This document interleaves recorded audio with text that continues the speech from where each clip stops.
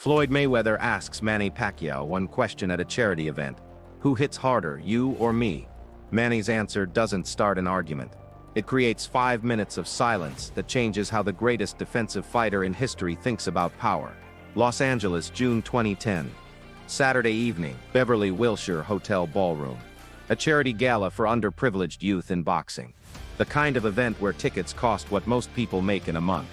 Crystal chandeliers hang from vaulted ceilings. Round tables draped in white linen fill the space, silverware polished until it catches the candlelight. Waiters in black ties move silently between guests carrying trays of champagne and hors d'oeuvres. The air smells like expensive cologne and prime rib and old money. The guest list is boxing royalty, retired champions between business ventures, active champions between training camps, promoters between deals, trainers between fights, HBO executives, Showtime executives. Everyone who matters in the sport is here. This isn't a fight promotion event. No press conference. No cameras allowed. No reporters taking notes. Just the boxing world talking among itself. Real conversations. Real opinions. No performance. At table 7 sits Manny Pacquiao. Simple black suit, white shirt, navy tie. No flashy jewelry. Just a modest watch Linda gave him for his birthday last year. He's here with Freddie Roach and Boo Boy Fernandez. They've been answering questions all evening from other guests who stopped by the table. Questions about training, about opponents, about what's next. Manny answers politely, briefly, respectfully. He doesn't love these events, but he understands their purpose. Charity matters. Giving back to the sport that gave him everything matters. So he comes. He smiles. He shakes hands. He does his part. 3 tables away sits Floyd Mayweather. Custom-tailored charcoal suit that probably cost more than most cars. Diamond-encrusted watch catching light with every movement. Gold chain visible under his open collar. Surrounded by people as always. His security team. His promotional team. Celebrities wanting photos. Women wanting attention. Floyd owns every room he enters. Has that presence. That magnetic confidence that comes from being undefeated. 41 never lost, never even really hurt in the ring, the greatest defensive fighter boxing has ever seen. Maybe the greatest fighter period, depending on who you ask. Floyd has been watching Manny all evening, not staring, not obvious, just aware, tracking him peripherally. They've never fought each other, the super fight that everyone wants. Negotiations happened twice. Early 2010, both times they fell apart.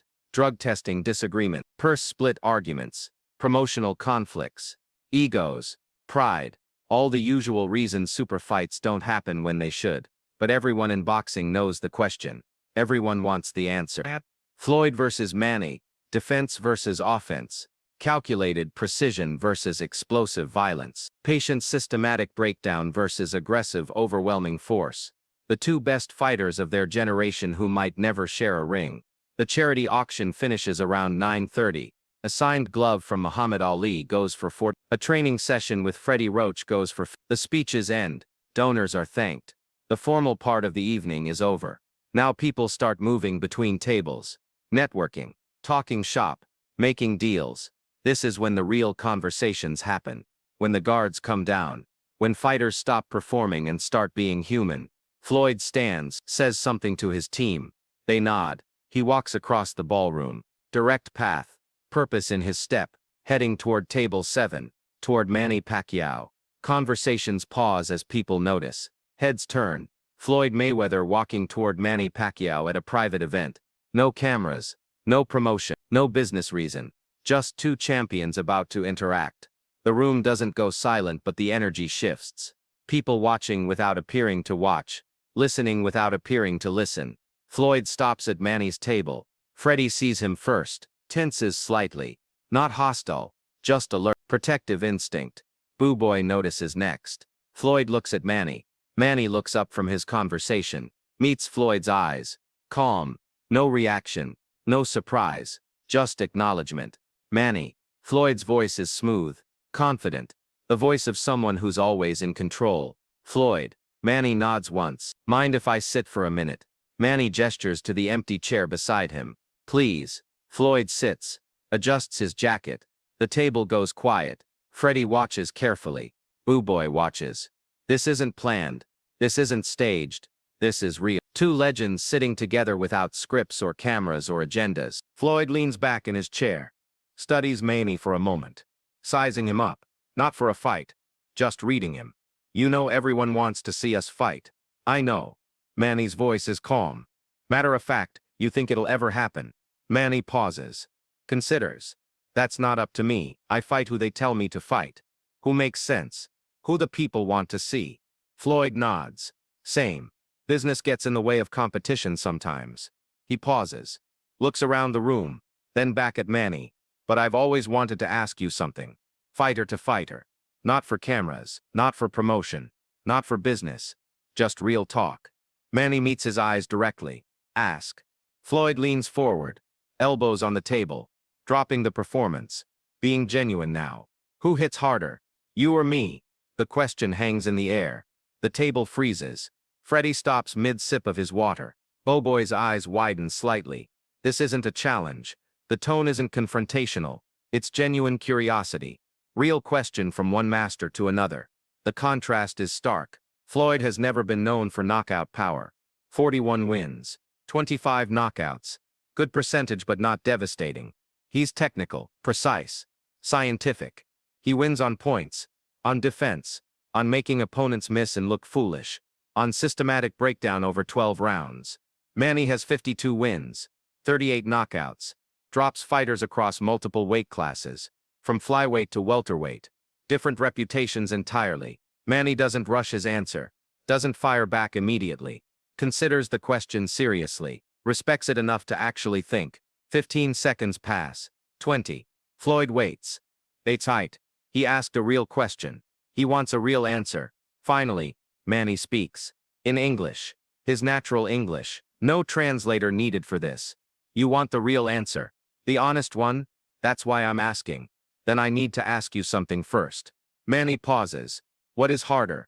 The punch that knocks someone down? Or the punch that makes them not want to get up? Floyd's expression changes. Something shifts behind his eyes. His usual confidence flickers. Just for a moment. He didn't expect this answer. Expected Manny to say himself. Expected the competitive response. The fighter's ego. This is something completely different. This is philosophy. Manny continues. His voice is quiet but certain. You hit people with punches they don't see coming. Perfect timing. Perfect timing. Perfect placement. Perfect angles. They might not go down. Might not even wobble. But after 12 rounds their body remembers every shot. Every placement. Their will is broken. Not their consciousness. Not their chin. Their will. They realize they were never in the fight. They just didn't know it, until the scorecards confirmed it. Floyd is completely still, listening with full attention now. No performance. No persona. Just listening. I hit people with power they feel immediately. Manny says. Sometimes they go down. Sometimes they quit. Sometimes they survive but they're changed. But they always know they got hit. It's obvious. Visible. Dramatic. The crowd sees it. The judges see it. The fighter definitely sees it. Manny pauses. Lets that sit for a moment. Then continues. Your punches are invisible until the scorecards are read. Then everyone sees what you did. You broke them down so completely they never had a chance. They just didn't know it while it was happening. You're like water eroding stone. Slow, inevitable, unstoppable. By the time they realize they're drowning, it's too late. Floyd leans back slowly, processing this. His eyes distant. Thinking. Manny finishes. So who hits harder? The one who knocks you down in round 3, or the one who makes you realize in round 12 that you were never competitive? I don't know the answer to that question, Floyd. Maybe you do. Silence. Complete silence at the table. Floyd stares at Manny. Not hostile. Not competitive. Not defensive. Just staring. His whole identity is built on being the best. Being undefeated. Being untouchable. Being the one with all the answers. Having it figured out. And Manny just gave him an answer that reframes everything. That takes the question and turns it inside out. That makes what seemed simple suddenly complex. 5 seconds pass. 10. 20. The table watches. Freddie watches Floyd's face. Boboy glances between them. Floyd just sits there. Quiet. Still. Thinking about what Manny said. Really thinking. Not formulating a comeback. Not defending himself. Just processing. 1 minute. Floyd hasn't spoken. Hasn't moved except to breathe. The longest anyone at this table has seen Floyd Mayweather silent. 2 minutes. Someone at the next table notices, nudges their companion, points subtly. Floyd Mayweather has been sitting completely quiet for 2 full minutes. That never happened. Floyd always has something to say, always controls the conversation, always has the last word. 3 minutes. Floyd finally moves slightly, shifts in his chair, but doesn't speak. Still thinking. His expression has changed. Less confident, more contemplative. Like someone solving a puzzle they didn't know existed. 4 minutes. Freddie glances at Manny. Manny's expression hasn't changed. Calm, patient, not smug, not superior. Just waiting, giving Floyd the space to process. Respecting the silence the same way he respected the question. 5 minutes pass.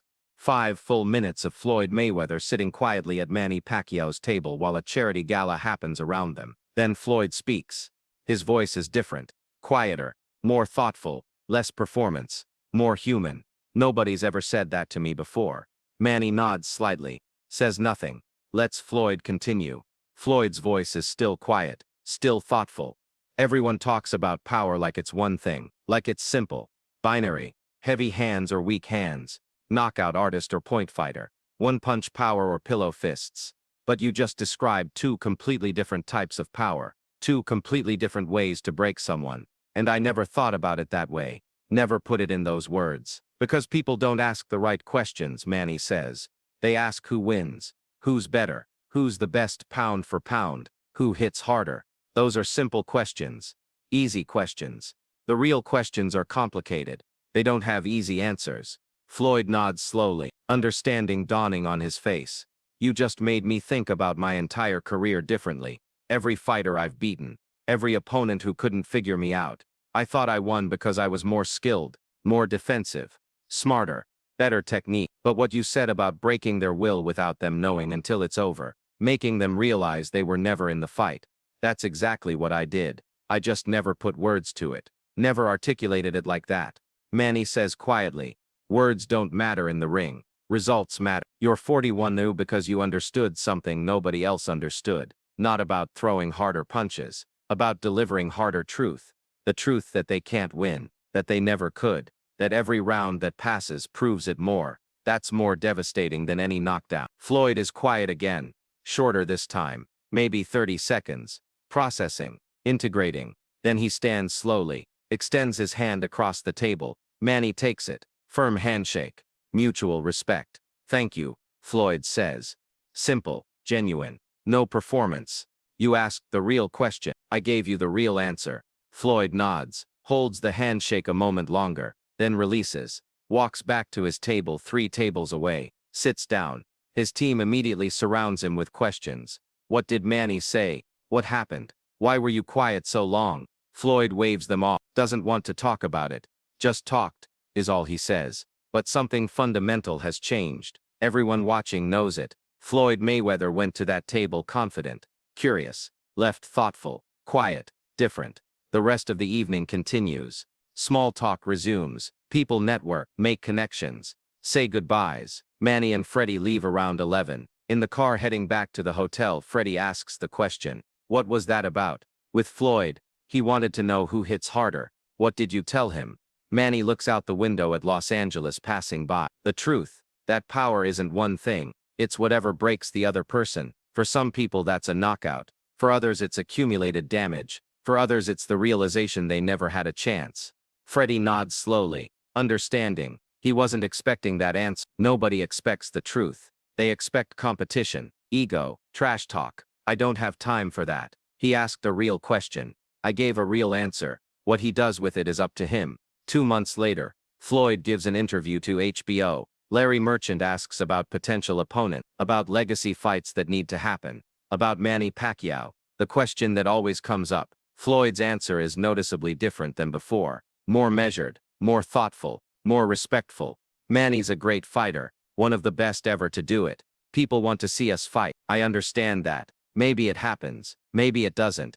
Business is complicated, but I respect what he does in that ring. He understands the sport at a level most people don't see, most fighters don't see. He gets. Larry pushes. Asks the obvious follow-up. Do you think he hits harder than you? Floyd pauses.